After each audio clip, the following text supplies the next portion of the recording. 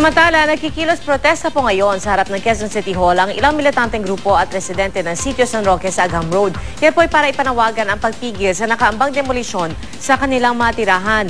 May ulat on the spot si Trisha Zafra. Trisha?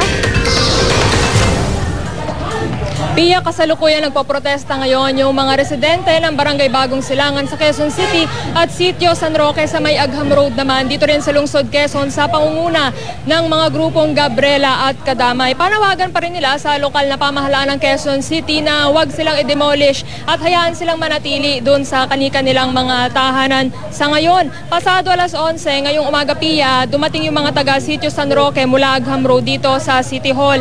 Dito naman, dinatnan na nilang nagkikilos protesta yung mga residente naman mula sa Barangay Bagong Silang sa Quezon City sa pangunguna ng grupong Gabriela. Yung mga taga Bagong Silangan na Pia, nauna lang makapagdialogo sa lokal na pamahalaan ng Quezon City sa pamamagitan ng tanggapan ni Ginoong Tadeo Palma at sa pangunguna rin ng kanilang representante sa Gabriela na si Representative Emmy De Jesus.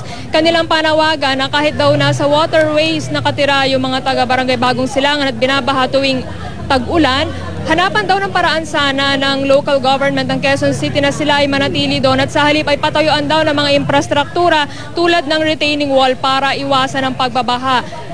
Pero sabi ni Representative Emmy De Jesus, batay sa naging pag-uusap nila kanina ni Ginoong Tadi Palma, naninindigan daw ang lokal na pamahalaan ng Quezon City na kailangang lumisan ng mga informal settler doon sa waterways na itinuturing na danger zone at kailangan nilang lumipat sa kanilang relokasyon. Yung paglipat sa relokasyon, Pia, yung tinututulan daw ng mga residente dahil sa mga naturang relokasyon daw na itinalaga ng mga lokal na pamahalaan ay wala raw hanap buhay yung mga residente mapapali sa kani-kanilang tahanan. Yung mga taga-Sitio San Roque naman, Pia, hanggang sa mga oras na ito ay humihiling ng dialogo para idulog din na panatilihin sila doon nga sa Sitio San Roque at huwag ilipat sa relokasyon sa Rizal. Wala raw kasi silang hanap buhay doon sa relocation site.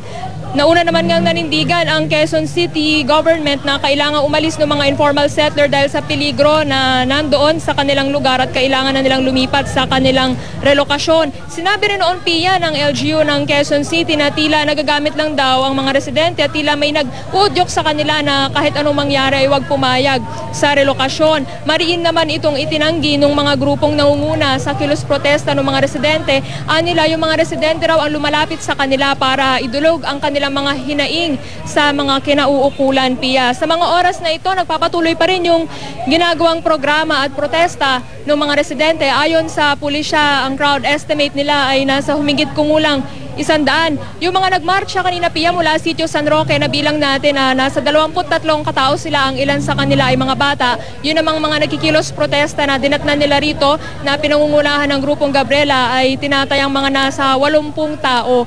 Payapa pa naman ang sitwasyon sa ngayon, malaya pang nakakapagdaos ng kanilang programa yung mga grupong nagkikilos protesta at sila ay maiging binabantayan ng pulisya na nakatalaga rito sa may Quezon City Hall. Pia. Maraming salamat, Trisha Zafra.